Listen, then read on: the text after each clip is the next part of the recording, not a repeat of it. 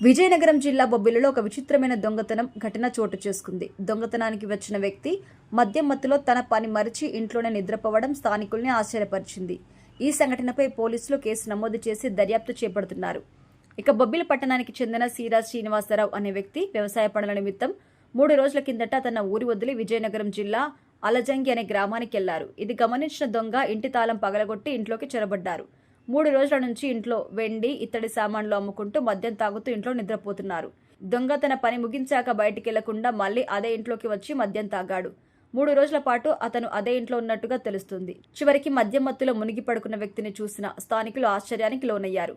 ఇంటి యజమాని కనిపించకపోవడం, ఇంటి తలుపులు తీయకపోవడం అనుమానం కలిగించడంతో స్థానికుల దగ్గరికి వెళ్లి చూస్తే మత్తులో ఉన్న వ్యక్తి కనిపించారు. ఇది గమనించిన స్థానికులు పోలీసులకి కంప్లైంట్ ఇవ్వగా నిద్రపోతున్న దొంగను అరెస్ట్ చేశారు. అతని వద్ద నుంచి కొన్ని చోరీ చేసిన వస్తువులు కూడా స్వాధీనం చేసుకున్నారు. పోలీసులు ప్రజెంట్ అతని నుంచి పూర్తి వివరాలు రాబట్టేందుకు ప్రయత్నిస్తున్నారు.